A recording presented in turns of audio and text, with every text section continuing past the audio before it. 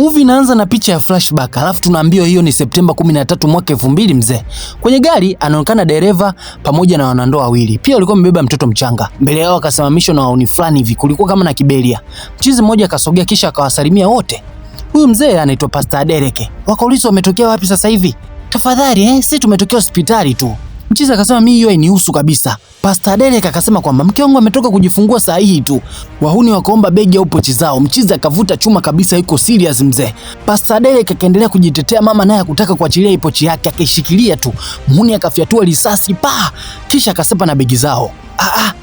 Kimya kikatawala, mzee akaambulia damu tu. Movie inaitwa Shadow of Betrayal. Tunatupwa siku za wakati huu sasa. Hiyo ni baada ya miaka 25 mzee.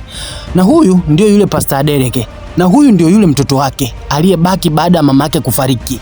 Binti aliitwa Labake. Leo alitakiwa kwenda chuo, ataishi huko hostel. Baba yake akampatia baadhi ya ushauri mwingi na nini. Rebeka akasema nitafuata kila kitu ulichoniambia mzee. Mzee akamwambia wewe shikilia tu maneno ya Mungu sawa kwa sababu Mungu yuko milele. Mzee akaomba asali kwa ajili yake pia. Wakaanza maombi pale. Akamkinga binti yake juu ya maadui wote, pia juu ya wavulana watakaokuwa na mtamani ovyo ovyo huko chuoni. Akamkinga pia mpaka kwa marafiki wa ongo na wasariti. Labaka akaitikia tu amina huku akishukuru sana. Kisha mzee akampatia necklace iliyokuwa na msalaba. Akasema hii ilikuwa ni mama yako. Aliniambia nikupatie wewe. Haina maajabu yoyote yale sawa bali ni kwa ajili ya kumbukumbu tu ya mzazi wako. Akampatia na mafuta na nini. Akamwambia we bado hujapotea. Ila ni kwamba dunia imefunikwa na vivuli vingi mno. Akamwambia awe makini sana na yuko pamoja naye pia. Binti akaondoka. Alipofika hostel alifanikiwa kuishi na rafiki yake ambao watakuwa wanaishi chumba kimoja pamoja. Huyu binti anaitwa Chioma. Walikuwa wamejiandaa kwenda kanisani siku ya leo. Chioma alikuwa anamlazimisha avae bracelet fulani hivi ambayo itampendeza sana. Binti akakubali akavaa, kisha wakaenda zao kanisani. Watu wameanza ibada kwa utulivu mwingi mno, wanasali kinyama. Huyu mchizi anaitwa Sunday. Church boy muhuni mzee kinyama. Hapo mbele tutaelewa tu kasheshe lake. Warembo walikuwa wanamzimikia kinoma. Mchizi ni ana confidence kishenze ise. Huyu ni Yomi, rafiki yake pia. Sunday akamuonesha msichana mrembo mno amekuja hapa mpya. Sasa Yomi akaona huyu mchizi jao kweli. Haoni kama mimi ninasali Akaendelea kusali tu. Watu walisali mno. Walipotoka kanisani, Yomi akamsaidia Rebeka mzigo wake na nini pale, wakawa wanatoka. Sasa Chioma akamwambia, naona kama ameanza kukuzimia hivi. Sijui kwa nini uone hili swala. Akasema hapana bana anajaribu kuwa tu mwema kwangu. Pale Sunday akaingia na yeye akawasimamisha kwanza. Akamwambia mbona nitambulisho kwa marafiki zako bana, mbona umekauka? Yomi akaona sio mbaya. Huyu anaitwa Rebeka. Na huyu pia anaitwa Chioma. Sunday jicho likabaki kwa Rebeka tu. Salamu nyingi akatupa sifa kibao mzee. Akamsifia mno mpaka wote wakashtuka. Lakini ukitazama vizuri ni kama Sunday na Chioma wanafahamiana vile na kama kuna kabifu fulani hivi. Ni kama watu ambao hawaelewani kwa haraka. Tutajua tu vizuri hapo mbele. Baadaye ikabidi mchizi aondoke na wao pia wakasepa. Lakini Chioma akamsisitiza tu Rebeka kwamba asije kujaribu kuwapenda wao vijana wa makanisani. Watamvunja moyo kinyama. Akasema hata hivyo mimi sio binti wa namna hiyo bana. Kisha wakaondoka zao. Baadaye jioni walikuwa kwenye vipindi vya jioni vya sala. Kuna kiongozi wao alikuwa pale anawapigisha mahubiri ya kutosha mzee. Baada ya hapo akamwomba Sunday awafungie kipindi kwa sala pia. Kweli bana, mchizi akaanza, baba asante kwa neema yako, asante kwa neno lako pia, tunakushukuru na nini zikawa nyingi. Wao wanaitikia tu amina. Kiongozi akasepa. Sasa huyu Chioma huwa anajihusisha na biashara ya kuuzauza chimchimu hapa shuleni. Kwa kuwa walikuwa wamemaliza kusali akaambia kwamba mjoeni mnunue kwanza mniungishe. Basi wa kumuungisha walimuungisha pale na wakusepa wakasepa. Sunday akasogea mpaka kwa Rebeka. Akasema, unajua ule mstari ulikuwa ni Yakobo 1:4. Ilionekana kama kuna kitu umemaanisha, si ndio? Akasema nafikiri hivyo pia. Yomi naye akasogea kuuliza kitu, lakini Sunday akamtoa kwenye mchezo kabisa akauliza yeye. Mchizi alimind kinyama akamkaushia tu jamaa yake. Unajua kwenye hichi kizazi chetu bwana, watu wanahitaji vitu kwa haraka mno. Hawajui kama vitu vingine vinahitaji muda kiasi tu. Chioma naye akadakia, brother Sunday, una uhakika unaongelea maandiko matakatifu au maisha ya mapenzi ya mtu fulani tu? Mchizi akasema, na maanisha hivi, unajua kuna baadhi ya vitu vinachukua muda kupatikana Yomi akadakia, kitu kama wokovu hivi, si ndio? Hiyo sasa, hiyo umepatia safi. Basi ikawa noma sana pale ise. Huu Sunday na Chioma kuna kitu kati yao. Yaani ni kama watu ambao waelewani. Hapo mbele tutajua tu, hata usijali. Baadaye wakaondoka. Waliporudi hostel, Chioma akaanza kumtania rafiki yake Rebeka. Akamwambia, kuwa makini tu. Vijana kama Sunday wanajua namna kukubagawisha wewe. Na ukijaa tu umekwisha. Rebeka akasema kwamba mimi kwa upande wangu sidhani hata kama nitaolewa na vijana wa makanisani. Choma akasema kwa nini sasa? Nilidhani unataka mtu mcha Mungu sana kama baba yako. Akasema sio hivyo bwana, mimi nahitaji kitu tofauti mno. Anamaanisha hataki vijana wa makanisani ambao wameokoka sana. Kisha komba hilo jambo wasiliongelee tena, wataongea siku nyingine. Basi wakawa tayari kulala, wakaagana. Ila cheki Choma anavyokuwa makini sana juu ya Rebeka. Kuna nini? Hasa linapokuja swala la mchizi Sunday, anakuwa anamtahadharisha sana. Kama kawaida walikuwa kwenye maombi tena siku hii ya leo. Kila mmoja yuko uweponi kinyama, wanasali kishenzi. Cheki mchizi anavyomwangalia Rebeka sasa. Rebeka naye hivyo hivyo. Sasa ikawa ni kama mchezo. Huyu akifumba macho, huyu anamtazama. Huyu akimtazama, huyu amekula jicho off. Ikawa ni michezo mzee. Siku hii ya leo binti alikuwa anataka aende kuonana na mchizi Sunday. Alipovaa ili vazi la kimahaba na nini, akakumbuka sauti ya babake ikawa inamrudia ikisema kwamba sio kila kinachong'aa ni dhahabu. Baadhi ya mianga inakusukuma wewe kwenda kwenye giza, kwa sababu uzuri wako sio kwa ajili ya kuwaelezea duniani kote. Uzuri ni zawadi na sio silaha. Dunia itajaribu kukuvuta kwenye mambo yasiyolingana na roho yako. Usivae kelele zao, sawa? Chap Rebeka akaenda kubadilisha ile nguo. Alisikia kama sauti ya babake inamlazimisha kuvua ile nguo. Chapu akabadilisha. Mchizi naye akawa anakatiza mahali hapa, anaenda kujiandaa ili akakutane na Rebeka. Choma akamuita. Kwa hiyo utaendelea kupita tu pasipo hata salamu Hata uwezi kucheka na mimi? Mchizi akasogea kisha akamchekea mno. Nilijua wanawake watakatifu kama nyie hamtaki attention yote kwa wanaume. Utakatifu haumaanishi upofu, sawa Lakini naelewa pia kukataliwa na kila wakati natambua hilo. Kwa hiyo mimi ni mzuri Nimesema nimekutambua tu. Kuna utofauti hapo. Mchizi akacheka mno. Akasema Choma, unajua una matatizo sana wewe. Lakini pia wewe unachosha mno. Huu ni muunganiko hatari sana huu. Sunday akasema, hiyo mimi sijui bana, ila anajiuliza kivipi imetokea mpaka ukaishi pamoja na Rebeka. Nyie watu mnaonekana ni watu tofauti mno. Nilijua tu lazima utamuingiza kwenye haya mazungumzo yetu. Kwani unamkubali sana Hapana bana Yuko tofauti tu, ni mkimya mpole. Akaanza kutupa sifa nyingi sana pale. Choma akasema, vipi mimi unanionaje, mpiga kelele mno au unaonekana kuielewa game yako, si ndio? Game gani hiyo? Nadhani unaelewa kitu ambacho ninazungumza hapa. Tufanye kama Rebeka ndio unamuoa sasa. Lakini mimi unanichezea na nakufanya pia usahau yote hayo usiku mzima. Mchizi akasema, sielewi unaongea nini, lakini nafikiri unawaza mengi mno Hapana, ni kwa sababu ninaona mengi. Lakini hapa ni kama kuna mchanganyiko kidogo. Lakini hapo mbele tutaelewa tu hawa jamani wakina nani hasa. Akamwambia, ukimaliza kuwatafuta hawa watakatifu, nadhani unaelewa sisi wa dhambi tulipo, sawa Kisha huyu akasepa. Huyu naye akasema ndio, naelewa pia. Kisha naye akaondoka sasa.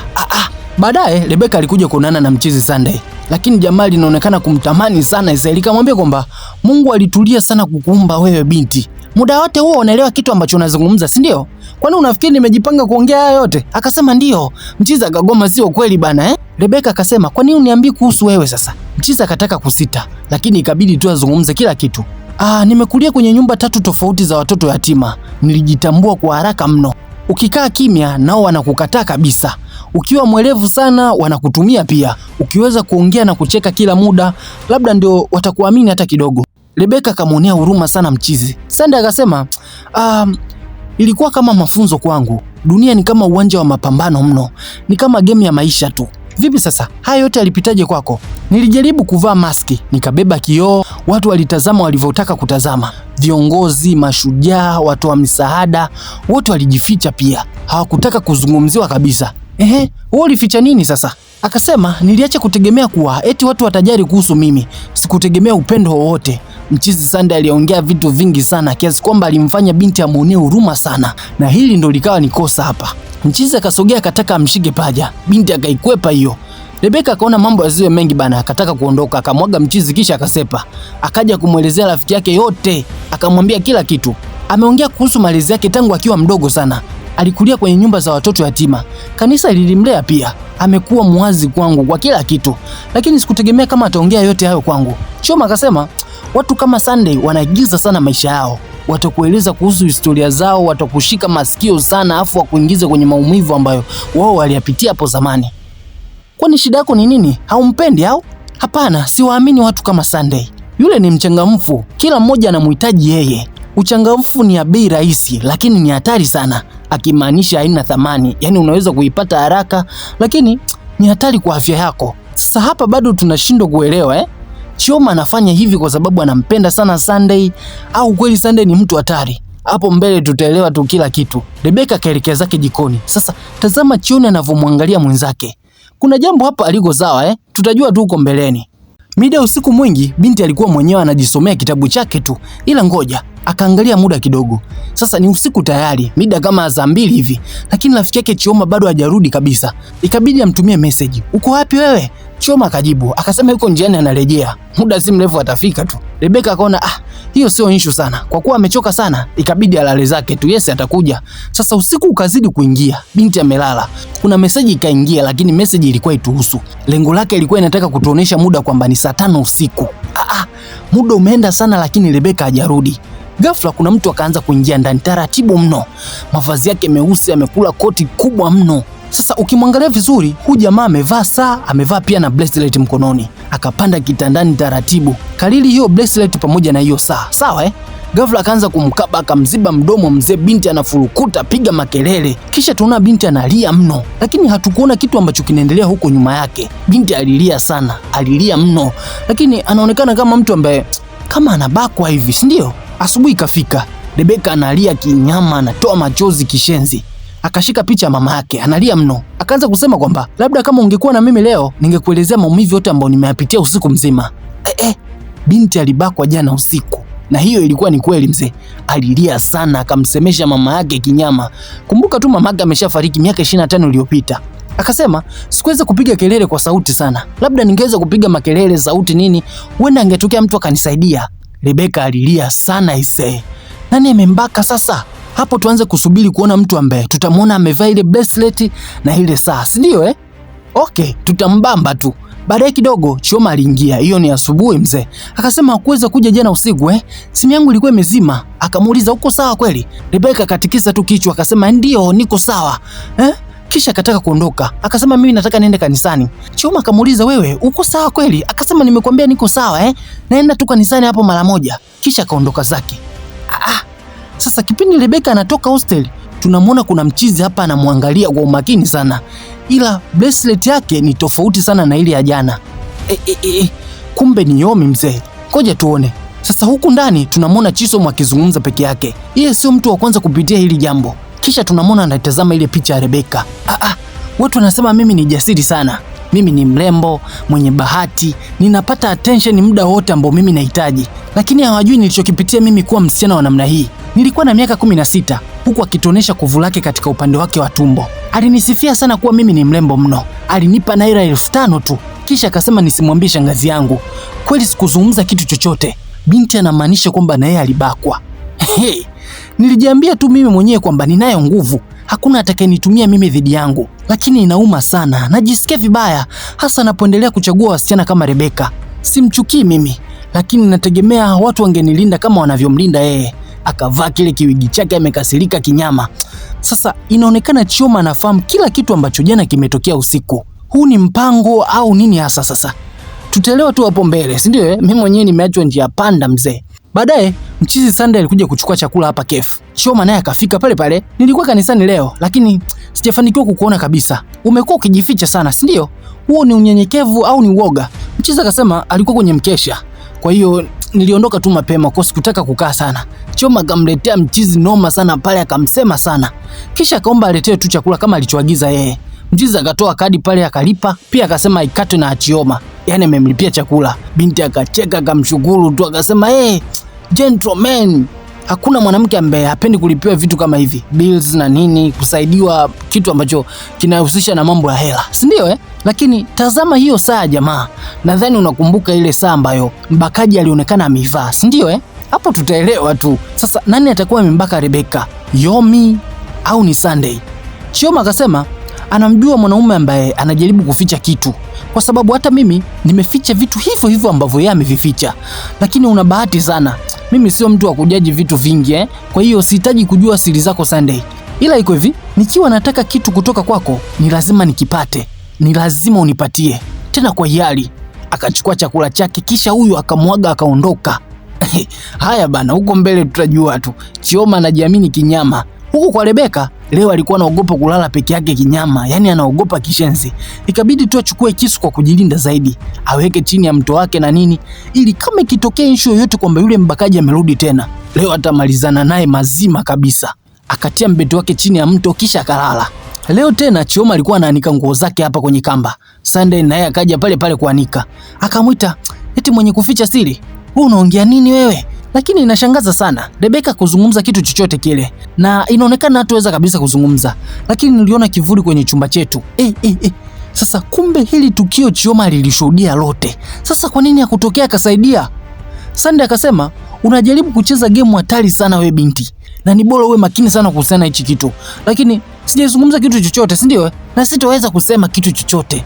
Mchizi akasogea, kwa hiyo unataka nini tena? Naye akamsogelea kisha akambana na kifua chake, hapo vifua vikagongana mzee. Ila Chioma bana, nakutaka wewe tu. Akamwambia anahitaji kuwa na yeye siku zote. Nahitaji akili yako yote ambayo unawekaga huko kwa wanawake wengine iwe na mimi tu. Nataka kila mtu ajue kuhusu mahusiano yetu. Nataka mpaka Rebeka ajue kila kitu. Kwa kifupi tu, Chioma alikuwa anamtaka Sunday na anampenda kinyama. Akasema niko chumbani kwangu na Rebeka hata kuwepo kwa muda fulani hivi, kwa hiyo usinifanye nikusubiri sana. Kisha akaondoka zake. Nyama hii hapa kabisa, ni wewe tu mkubwa, kajigongee nyama kweli bana. Baadaye Sunday akazama ndani, alikuja kuitafuna hii nyama kavu kavu. Wako hoi mzee, amechoka kinyama, jasho linatiririka. Lakini Chioma alihitaji kuondoka, wakapeana michuzi pale. Chioma akasepa. Mchizi akiwa hapa anatupa flashback ya maisha yake kipindi ambapo yuko mdogo shuleni. Kipindi hicho sasa Mchizi alikuwaga mbabe sana shuleni, bila sababu tu Mchizi anaweza kalianzisha vurugu hapo, anampiga mtu ambaye hana hata kosa. Alafu machizi darasani wanashangilia kichizi, wanamuita tu jina lake Sunday, Sunday, na mwalimu akija hakuna kitu ambacho anakifanya, hata adhabu yoyote hatoi. Mchizi kuwazingua watoto wa kike ilikuwa ni michezo yake mzee. Anawapiga makalio, chapa viboko mzee. Kisha kwa kuwalegeza hasira zao anawatupia pesa. Sasa najua watu chomoa. Haya ndio maisha ya Mchizi. Ila huyu jamaa bana, yani mimi mwenyewe hii movie naifurahia kinyama. Sijui ndugu mtazamaji, hebu andika hapo kwenye comment. Kwanza hii movie unaitazama ukiwa wapi? Sasa mida usiku mwingi, leo Yomi aliamka. Kuna begi la Sunday hapa huaga limekaa hapa, yani huaga nalificha sana. Mchizi akaona leo ngoja alikague. Sasa alipofungua ndani akakutana na notebook. Hii notebook hajawahi kuiona siku zote, muda wote amekaa huko ndani. Akaona ngoja nianze kuicheki. Akaona baadhi ya majina, sijui Ronke, Mary, Rebeka game over, yani inamaanisha watu ambao amewabaka na watu ambao wako katika mtiririko wa kuwabaka. Na ni listi ndefu kinyama. Mchizi mpaka akachoka kuisoma. Mchizi akazama tena kwenye begi kutafuta vitu vingine. Akavuta kibox fulani hivi, mule ndani akakuta kuna saa na bracelet. Kisha akavirudisha vile vitu. Dogo hakuelewa kitu chochote. Dogo akasema nahitaji maelezo zaidi kuhusu hichi kitu, lakini sitoweza kumuuliza. Kwa hiyo inabidi nipate muda wa kumchunguza zaidi. Haya bwana, kesho asubuhi Mchizi alivyoamka akakuta lile begi aliko sawa. Akajua tu Yomi ashaanza kulikagua ile begi. Akaona udogo ashaanza kuleta noma. Na kama amechunguza tayari, basi lazima ajue ukweli wote. Sasa hii saa alivaa siku alipombaka Rebeka. Si mnaikumbuka Akaona hapa nishajichoma mzee, sitaki kuendelea kujichoma. Akampigia Chioma kisha akampatia taarifa yote, maana Chioma ndio mtu pekee ambaye anafahamu hii issue yote. Huku Rebeka na Yomi ukaribu nao umezidi ni mwingi sana. Rebeka ameona tu awe karibu na Yomi, labda huyu kijana anampa furaha fulani hivi kidogo afadhali kuliko mwanzo, na maumivu yote ya mwanzo kidogo yameanza kuondoka. Sunday akaja moja kwa moja mpaka kwa Chioma. Alimpiga mkola wa kutosha mzee, na ikabidi wazungumze kuhusiana na kitu. Sunday akataka kwamba wafanye kitu kabla ya tatizo hili halijajitokeza. Kwa vile Chioma anaweza kushika simu ya Rebeka, amtumie message Yomi kuwa kuna kitu anataka wafanye, na Rebeka azungumze kwamba kuna kitu anataka afanyiwe, na anataka afanyiwe na Mchizi. Chioma alichoka sana ise. Kama Yomi akiingia ndani, mpango utakuwa umetiki, kwa sababu Rebeka sasa atakuwa juu ya Yomi.